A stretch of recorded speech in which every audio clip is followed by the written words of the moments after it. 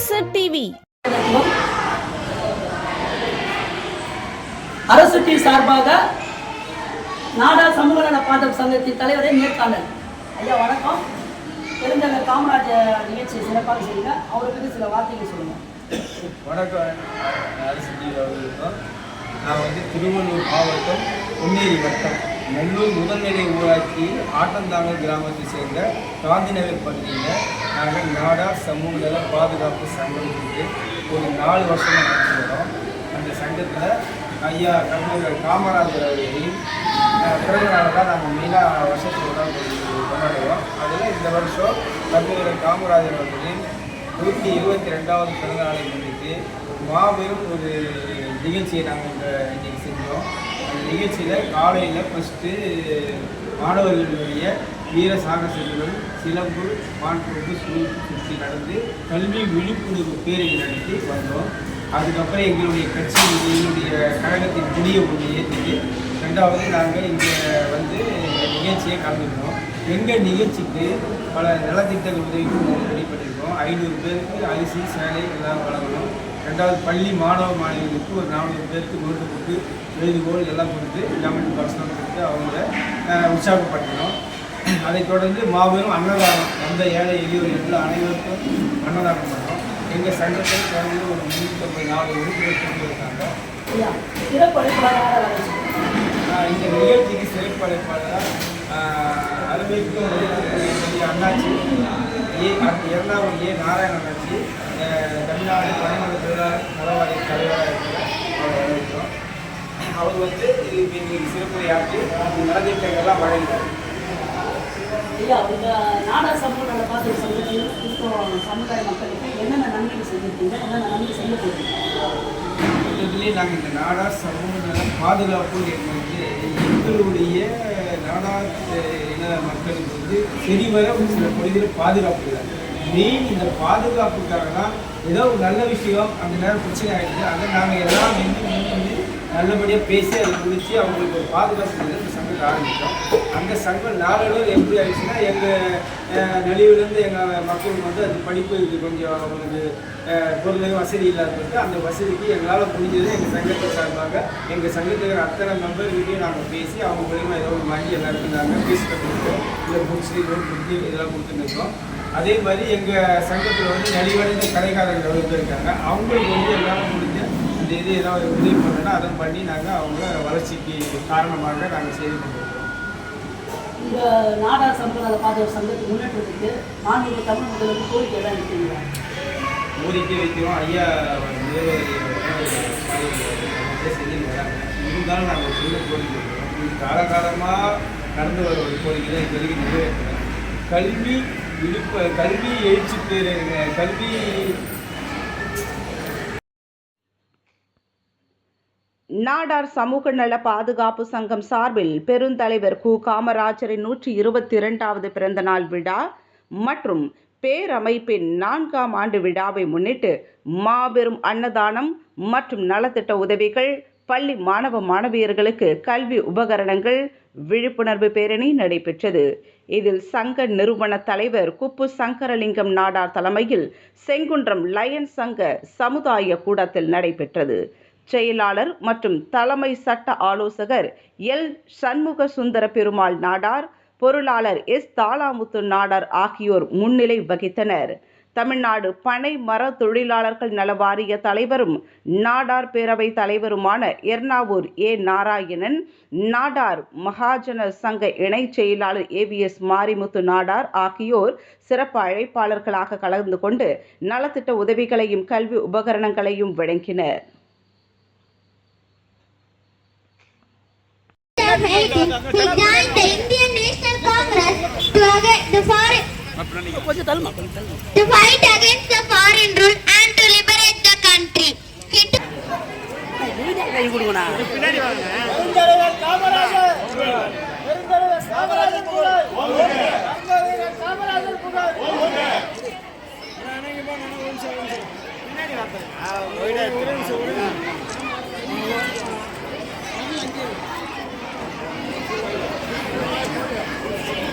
போயிட்டு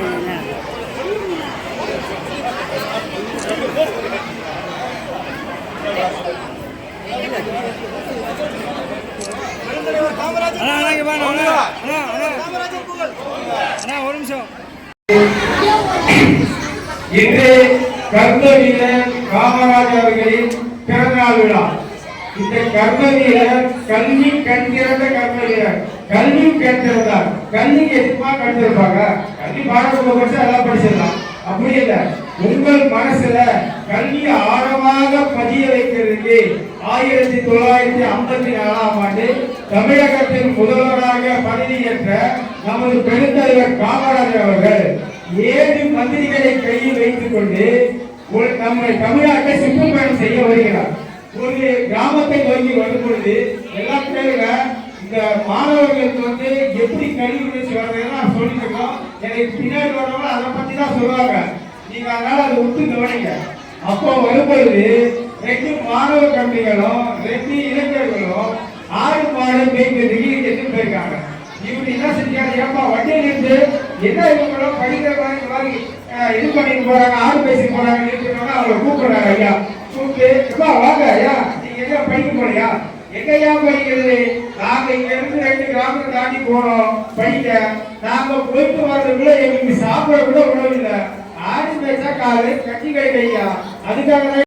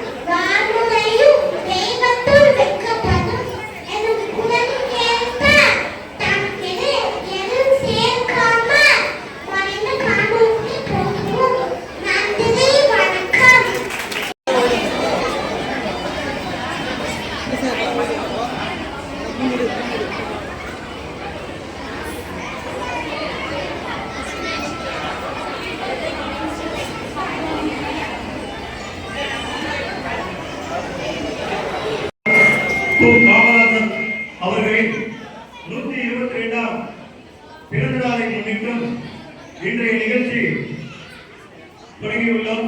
இதற்கு நமது நாடார் சமூக நல பாதுகாப்பு சங்கத்தின் தலைவரும் நிறுவன தலைவரும் ஆன அண்ணன் துப்பு சங்கலிங்கம் அவர்களை தலைமை தாங்க அன்புடன் அழைக்கின்றேன்.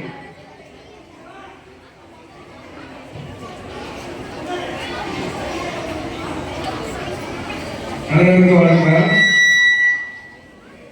அன்பாலும் பண்பாலும் பாசத்தாலும் வீரத்தாலும் திகழும் நாடார் சமுதாய பாதுகாப்பு இரத்த உறவுகளே, உங்கள் அனைவருக்கும் முதற்கம் என்னுடைய நன்றி கலந்த வணக்கத்தை தெரிவித்துக் கொள்கிறோம்.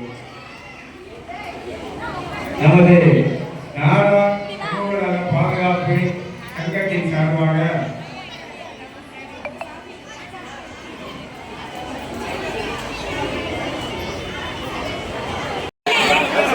இங்க பாரு.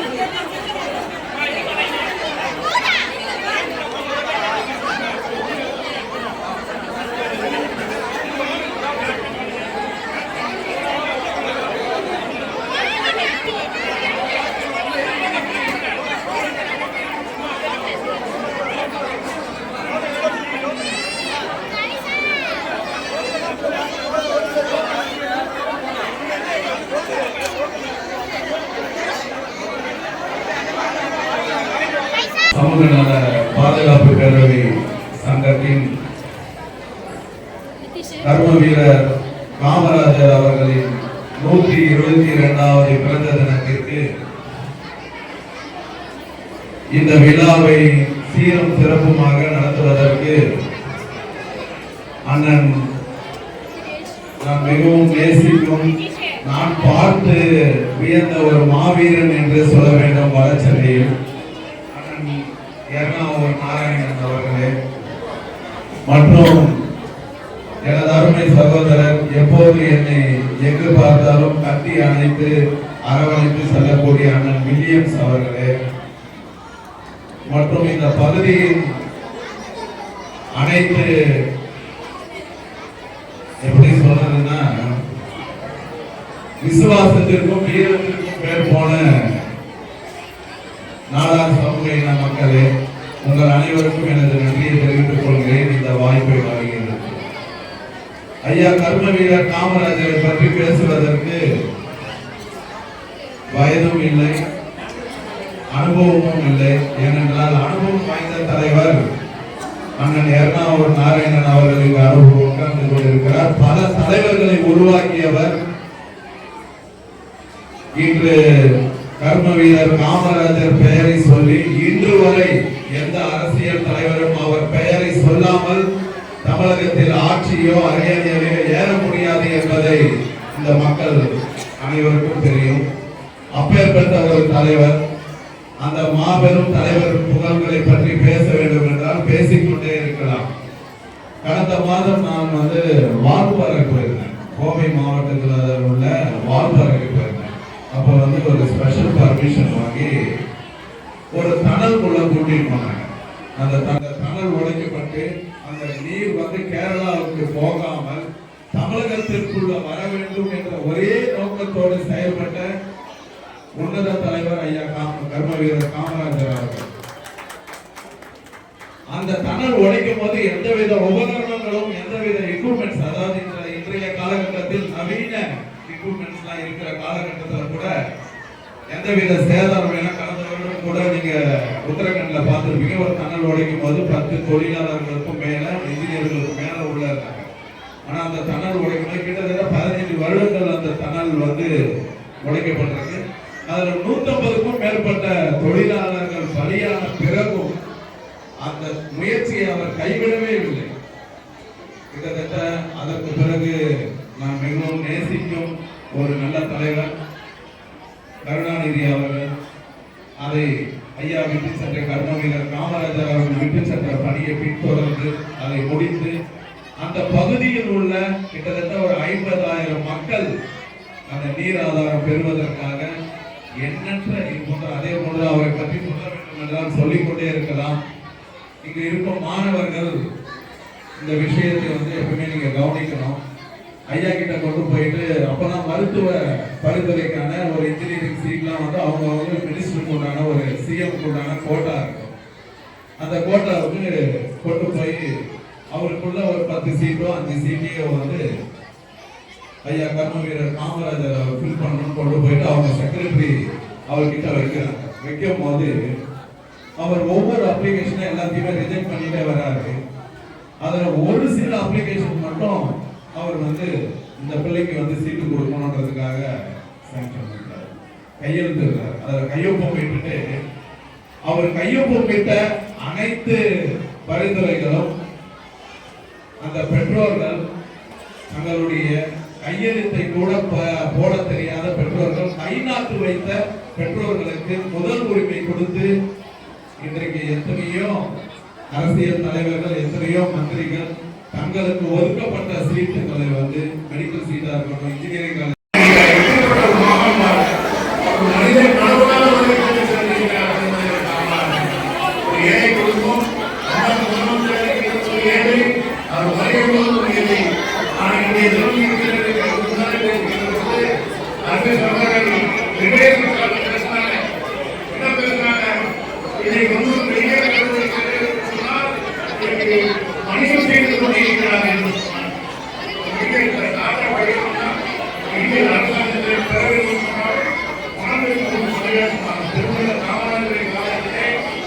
வெளியே வந்து ஒரு 10 சீட்டு அரசாங்கத்தால் ஒதுக்கப்பட்ட சீட். அப்பொழுது பெருந்தலைவர் காமராஜருடைய கேட்டு ஒரு 50 பேர் அப்பீல் பண்ணிக்கிறாங்க. அந்த 50 அப்பீல் 10 பேர் மட்டும் தேர்வு செய்யணும். தேர்வு செய்கின்ற வேலையில் பெருந்தலைவர் காமராஜர் ஒரு அப்பீல் தான் பண்ணிக்கிட்டே இருக்கிறார். எல்லாம் ஆங்கிலத்தில் கையெழுத்து கொண்டிருக்கிறார். அங்கே வெளிநாட்டில் இருக்கின்ற அப்பீல்கள் தனியாக இருந்து இந்த மாணவர்களுக்கு தனிநாட்டு மாணவர்கள் இவரெல்லாம் ஆங்கிலத்தில் படித்திருக்கிறார்கள். இவர் எப்படி படித்து வருவார்கள்? ஏழை மாணவர்கள் தனிநாட்டு ஏழை மாணவர்கள் படிக்க வேண்டும். அவனுக்கு 10 சீட்டை கொடுங்க அப்படின்னு சொல்லி அந்த ஏழை மாணவர்களுக்கு வெளியே சீட்டு கொடுத்தவர்கள் காவலாக ஒரு ஏழை பற்றி நன்கு அறிந்த ஏழை எப்படி உயர்த்த வேண்டும் மாணவர்களை சொன்னாலும் கூட மாவட்டத்தினுடைய ஆட்சியாளராக இருக்கிறோம். தமிழகத்தில் மாவட்ட ஆட்சியாளர் அவர் தமிழகத்தில் பிறக்கவில்லை சொன்னால் இந்த ஜனவரி கல்வி தமிழகத்தை பின்தங்கி அவருடைய 9 ஆண்டு காலத்தில் நாட்டுக்கு உறுதிக்காக 9 ஆண்டு காலத்திலே இருந்தார். 9 ஆண்டு சிறப்பான ஆட்சி. நீங்க காலையில பார்த்தீங்கன்னா நீங்க பார்த்தீங்கன்னா காவேரி தண்ணி கரைக்கிறது போயிட்டு அந்த அனைவருக்கும் அந்த பாதி அந்த காலத்தில் தண்ணி மழை பெய்கிற தண்ணி அப்படியே கலந்து போயிடும். எல்லாத்தையும் வேஸ்ட் அப்படி யூஸ் ஆகாது. அந்த மேம்பட்டான் காமராஜரின் காலத்தில் 9 அணைகள் கட்டினார். எப்படி அந்த மழை பெய்கின்ற தண்ணியெல்லாம் வேஸ்டாக கலந்து போய்விடுகிறது. அந்த அணையை கட்டி வைத்து தேவையான தண்ணீரை விவசாயத்துக்கு அனுப்ப வேண்டும் சொல்லி அந்த அணைகளை கட்டி தமிழகத்தில் 7ஆம் புரட்சி சொன்னால் அந்த காமராஜருடைய பாடனை வயிற்று பாருங்க.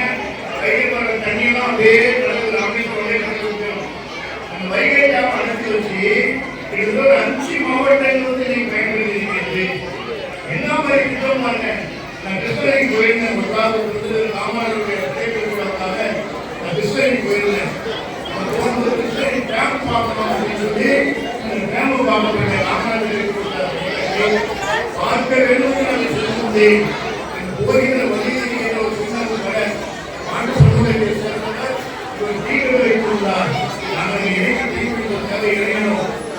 பெருந்தலைவர் காமராஜருடைய பெருந்தலைவர் காமராஜரை படித்து வைத்திருந்தார்.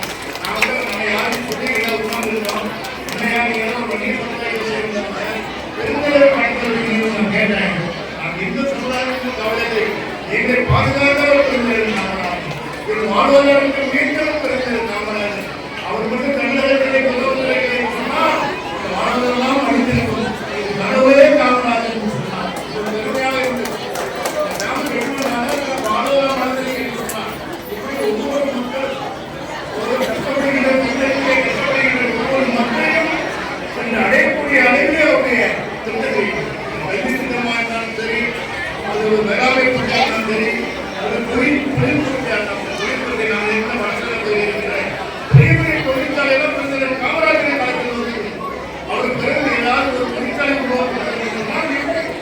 அவர் காலத்தில் எங்க ஆடி வேலை செய்யறாங்கன்னா அவர்தான் பெரும்புரை தொழிற்சாலை அவர்தான் பல திட்டங்களை தெரிவித்துக் கொண்டு பல திட்டங்களை தெரிவித்துக் கொண்டு இருக்கிற மக்களை படித்து விட்டார்கள்.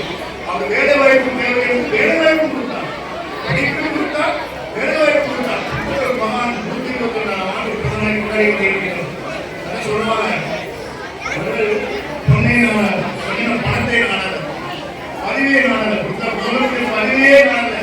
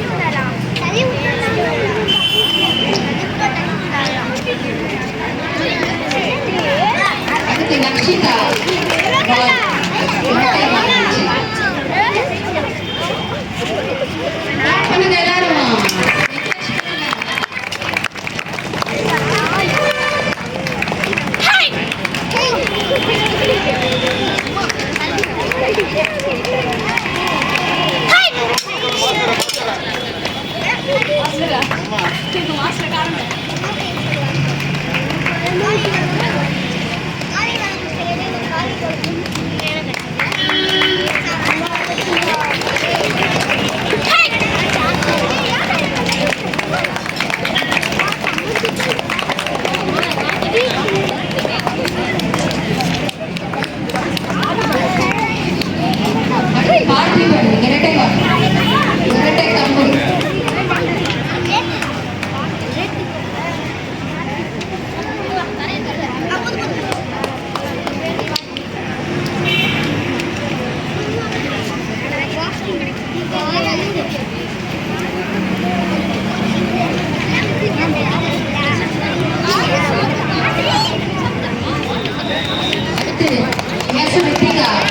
இரட்டை பால்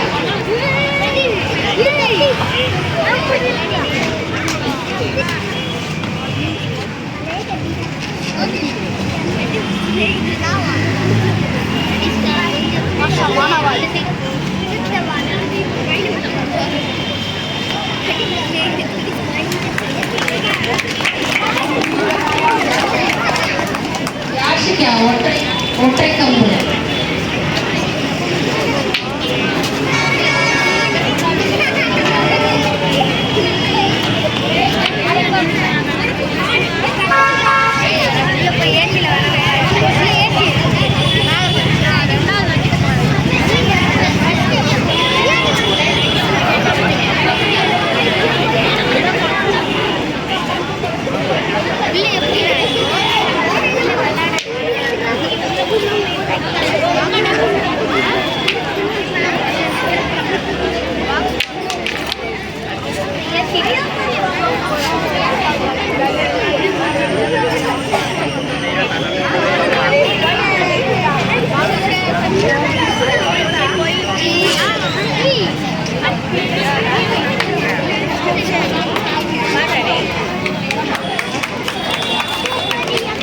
அடுத்து சலாம் வரிசை நிகழ்ச்சியின் நிறைவாக சலாம் வரிசை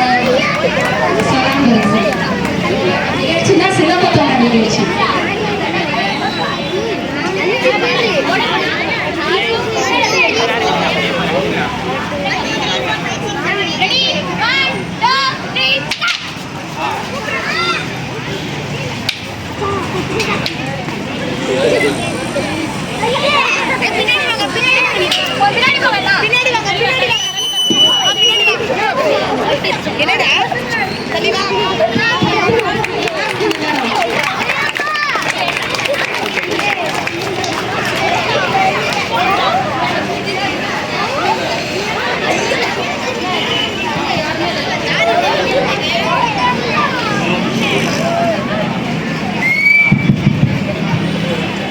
ஹலோ